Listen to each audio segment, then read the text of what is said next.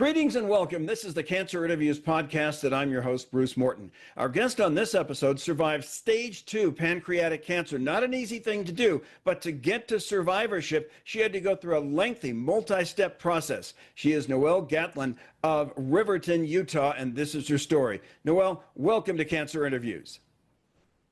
Hi, Bruce. Thank you for having me. And we want to start off the way we always do, and that's to learn something about you, your life away from cancer. So if you would, tell us a bit about where you're from, what you've done for work, and what you like to do for fun.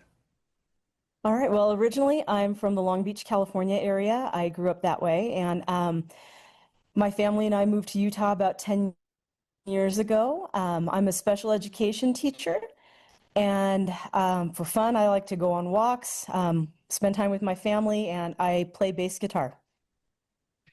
Now, for all of us who survived cancer, there was that unfortunate point in time in which we thought we were healthy and then we weren't. Something abnormal happened. For you, when did you first notice something wrong, and what went wrong? Okay, so first thing that happened that went wrong was around July 24th of 2022. It was about a weekend, and I started feeling basically food poisoning symptoms. Things just weren't going the right way, if you know what I mean, and felt pretty yucky. By Monday, I felt better. It was still my summer break. But that next Wednesday, I was in the urgent care, and the doctor there said that I just had gastric reflux, gave me some over-the-counter stuff, and sent me on home. But the problem didn't get any better. And so by the time that another week had gone by, and we're talking about getting toward the end of July, my gut was starting to distend. And then I actually did start having reflux issues where I would have, I'd be laying in bed at night, I'd feel acid coming up. I'd go in the bathroom, I'd want to vomit, and I couldn't vomit. And this kind of just kept going on for another week. I started back to my regular school meetings, getting ready for the school year. The next weekend, this would be about the week of August 8th, my sleep was starting to get impacted because of the acid that would come back up at night. I had made myself an appointment with my regular primary care doctor, but it was still another week out. And by Wednesday, August 10th, my husband said, "I can't watch this anymore. I'm taking you to the ER." And I'd taken a nap that morning. I'd called in sick, and we were in the ER just after lunchtime, and they took a x-ray of my stomach first, and my stomach was absolutely massive, way bigger than it should have been. And then they put me through the CT scanner, and that's when the mass showed up.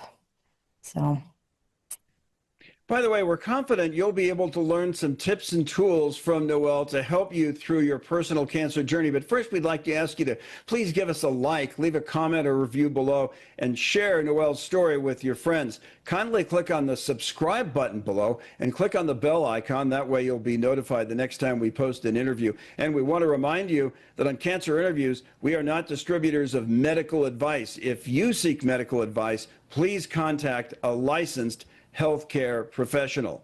So, Noelle, you had gone to the emergency room. What happened there, and then what happened after that? Well, once the mass showed up on my CT scan, they weren't sure initially if the mass was on my stomach or my pancreas. The images were sent up to University of Utah Hospital, and then they were sent on to Huntsman Cancer Institute because the two hospitals are part of the same team. They work together. And the radiologists up there both looked at the scans and decided who was going to get me. Initially, I was told I'd probably be in surgery that night to remove the mass, but it turned out Huntsman is the one who won the draw, and I was sent up to Huntsman by about 10 p.m. that night. Did not go right into surgery. I had about a half an hour once I got to Huntsman to just kind of settle into my room up there. Had a beautiful view across the Salt Lake Valley, and then the nurses came in, two wonderful nurses came in and said they were going to put an NG tube in me to start pumping my stomach out, and that was an experience too.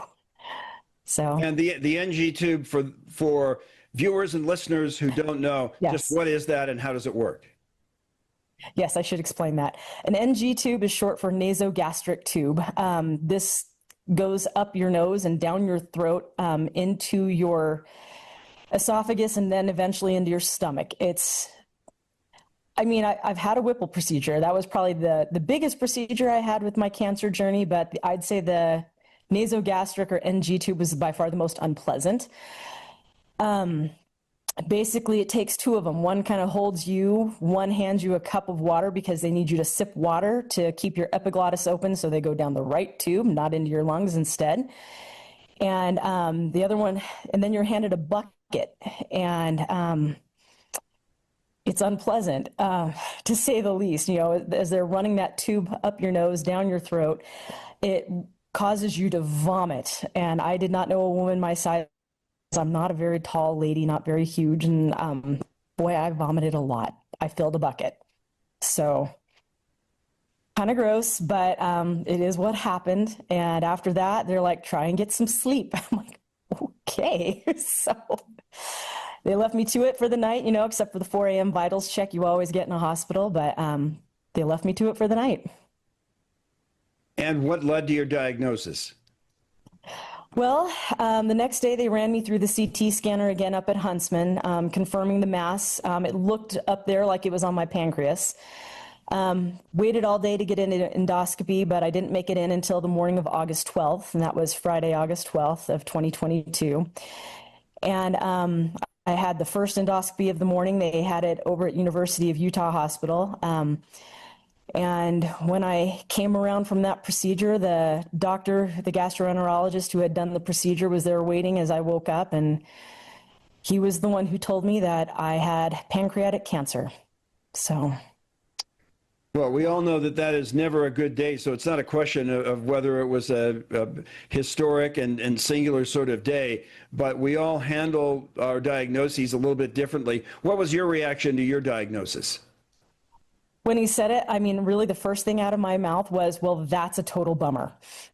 And and it is, it's a total bummer. But as I was being rolled back to my room at Huntsman from the procedure, I thought about my options. At the time, my children were 10, 16, and almost 20. And, you think about what a serious diagnosis this is. And I just thought, I have two choices here. I either roll over and let this take me, or I fight like hell. And I have young kids. My choice was really easy. I knew right then that no matter what this entailed, I knew, thinking about all the procedures I'd probably end up going through, I knew chemo was one of them. I knew my hair would be gone. Life would change significantly, but I knew it was worth the fight. Well, it sounds like August 2022 was an extremely eventful month for you, not necessarily in a good way, but between diagnosis and treatment, there were a number of boxes that needed to be checked. What were those boxes, and how did you go about checking them? First box that actually needed checking was meeting with my medical oncologist. I met with Dr. Ignacio Garrido about a week later. Wonderful doctor. If you're in the Salt Lake Valley, I highly, highly recommend Dr. Garrido. And by this point, I also was getting jaundiced because while I was in my endoscopy, due to where my tumor it was on the head of my pancreas. It had blocked off my small intestine, which was why I had all that food backed up in my gut, and my stomach was massive. They put a duodenal stent through during that endoscopy procedure so I could get food to pass through, but it blocked off my bile duct. So jaundice set in. So they decided in that first appointment that I needed to have the bile duct stent put in. That appointment was scheduled for August 26th of 22. And the next Monday on the 29th of August, I had a port placed and I had a lymph node biopsy because a PET scan just right after my diagnosis showed that one of my lymph nodes, just left of my neck over here, kind of lit up like Christmas. So they wanted to make sure that I wasn't a stage 4 pancreatic cancer situation, but I was still an early stage. So that's where we went. Well, part of the pre-treatment regimen also involved chemotherapy with Folfirinox doing the spearheading of Right. that regimen. What was the toughest part of you and Folfirinox? So I started my chemo treatment after all that on September 9th. By that time, my liver had cleared up. The toughest part of Folfirinox, honestly, is probably the Irinotecan, which is part of the 5-drug cocktail that makes up Folfirinox. It causes pretty immediate and extreme stomach distress. People either vomit or they have diarrhea. They do offer you an anti-nausea drug, though, right away as they start the drip. It's called Aloxi. I always opted for the Aloxi. They always give you the choice. But that one has the most immediate side effects, I think. Well, at least it did for me. It would cause my tongue to swell. It would cause my eyelids to flutter. And I was always guaranteed a very good trip to the bathroom within about 15 minutes of the drip starting. But I learned pretty early that if I walked during the Irinotecan portion of my infusion, it helped a lot with the symptoms, like with my tongue swelling and my eyelids fluttering. So that was great. The next toughest part about Folfirinox is the neuropathy that sets in. For me, it was progressive. So it wasn't like the very first infusion, I didn't actually have any side effects. But my oncologist, Dr. Garrido, had told me it's not a matter of if you'll get side effects, you will have side effects with like the neuropathy with Folfirinox. And he was, of course, right. By the time that I went through my 12th infusion of Folfirinox, the neuropathy would actually, in my hands, it would last for a good 10 days. And in my feet, it would last for about 2 or 3. But definitely had it in my hands, my feet, and funny enough, even my nose. Like if I was to go outside in the wintertime and pump gas in my car, I'd have to keep the mask on because my nose would burn. So Well, Folfirinox is part of chemotherapy, and for many people, part of chemotherapy is hair loss. How difficult was that? You know, I guess mentally, I knew having a cancer diagnosis and having chemo, I knew that it was going to go. And the first, 3 weeks out was when the first big clump of hair came out. And I thought, well, it's real. Here we go. And it didn't bother me so much that I was losing it because I just knew that that was part of the deal. And as my hair started thinning more and more, I just started cutting it shorter and shorter. Where it was at my shoulders when I was first diagnosed, I just kept shortening it up to the point where by the time I was done with chemo, my hair was about 1 inch long, and you could definitely see some bald spots. But, I knew that was part of the deal. I actually, and maybe I'm weird, I didn't cry about my hair until it had started to grow back in and my hair had become long enough for my curl pattern to start completing again. And when I could see that I looked like myself again, that's when I cried. It's like, okay, I'm here. I'm back. I did this. So. Well, it sounds like tears of joy, but let's move on to April of 2023. And that's when you began your surgical procedure. Could you tell us what that entailed? I can. So I had a Whipple procedure, and they're all a little different depending on what parts of you they're taking out. For me, the technical term for this was a pancreatic duodenectomy. So the chemo had been very effective for me. My tumor shrank by 3/4 of the original size. So that was fabulous. They were able to save more of my pancreas. So my surgeon, her name is Dr. Courtney Scaife, and she was fabulous. She took the top 20% of my pancreas, so off the head of the pancreas. I lost the first section of small intestine because the tumor had been rubbing up against that, so she resectioned that part of my bowel. She took out my gallbladder because she didn't want to nick any important veins and arteries that are close to all those organs. And she also took out 20 lymph nodes from my body cavity just to hedge the bet because pancreatic cancer is very aggressive. And the first 2 years after you get the tumor out, the recurrence rate is about 80%. So, yeah. So I'm missing a few parts, but I do all right.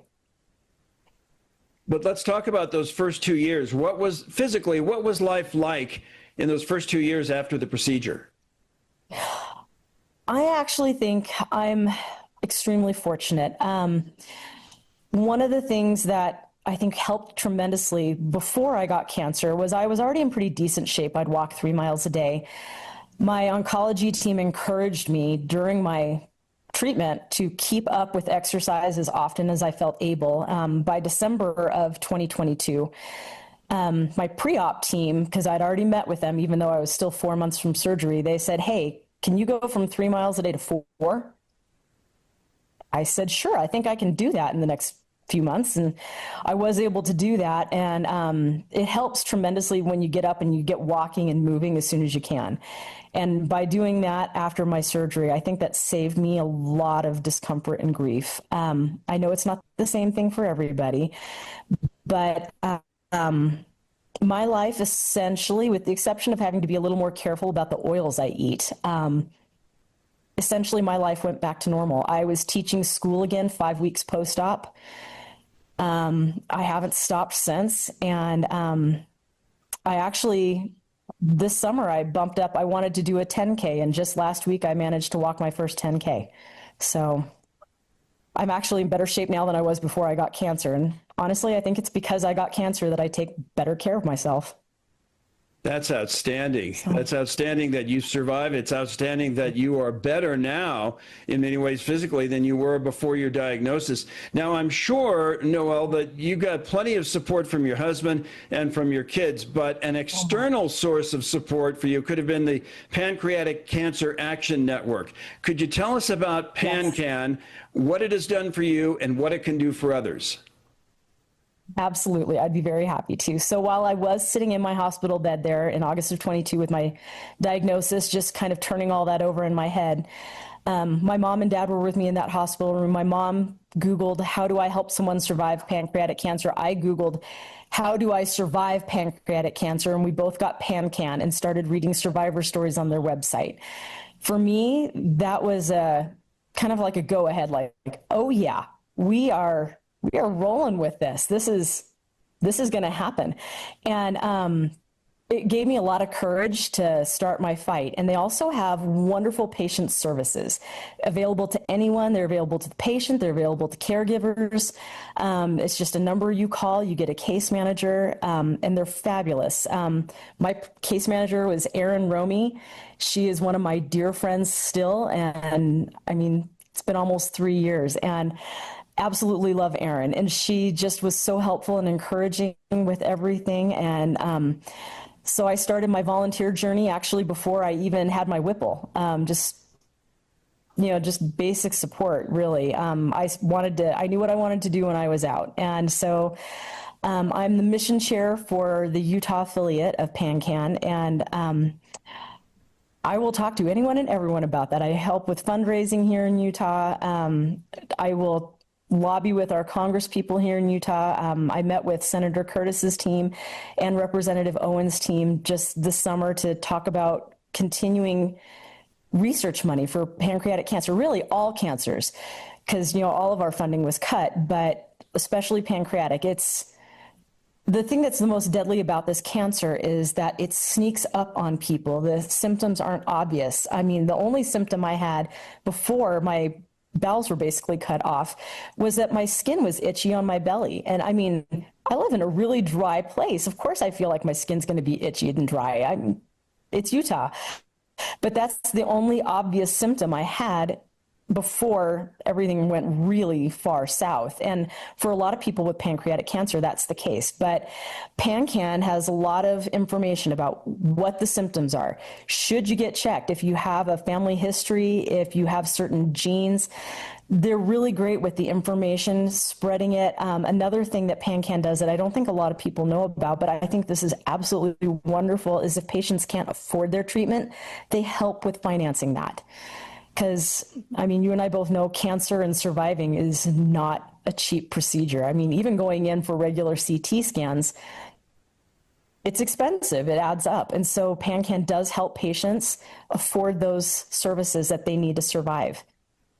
And so if somebody wants to access the Pancan website, the address is pretty simply stated. It's just www.pancan.org. Yes. Yes, and I highly recommend it. I call them. They're based out of Manhattan Beach, California, but they have people right there to answer questions, get you connected. They help with clinical trials, anything that a patient needs or has questions about, they're there for, because navigating a clinical trial can be difficult, navigating just the procedure. I mean, you can have a case manager go with you even to your oncology appointments if you aren't sure what to ask about. It's pretty fabulous. So I highly recommend Pancan. Our guest is Noelle Gatlin of Riverton, Utah. She survived stage 2 pancreatic cancer, living proof that if you are diagnosed with pancreatic cancer, you too can survive. Noelle, we're going to wrap up and we're going to finish the way we almost always do, and that's to throw this question at you. Let's say that you encountered somebody one-on-one. This person either had just been diagnosed with pancreatic cancer or they were waiting for results that might let them know that they were diagnosed. You might have lots of things that you would want to say to this person, but if there's one overarching point, one thing you want to make sure they get, what point would that be? Honestly, I think it's that no matter what you hear, no matter what the news is, there's always, always, always a reason for hope, for joy, and for gratitude. Cancer is a monster. It's not a master. The experience either defines you or refines you, but it's always how you see it, and it's always your choice. So no matter what you hear, never give up on the hope and the joy and the things that make you grateful in your life, because they will see you through even the toughest days, even the worst scans. It's going to help. And I mean, there's just, you can look in your family's eyes and there's your joy, there's your reason. Outstanding. That's a terrific story from you, Noelle, and sage advice to cap off our interview. So, Noelle Gatlin, Riverton, Utah, thanks so much for being with us on Cancer Interviews. Thank you again for having me, Bruce. This was wonderful. I appreciate it. And we want to remind you, as we always do when we wrap up, that if you or a loved one are on a cancer journey, you are not alone. There are people out there like Noelle Gatlin. There are organizations like the Pancreatic Cancer Action Network that can be of help. So until next time, we'll see you on down the road.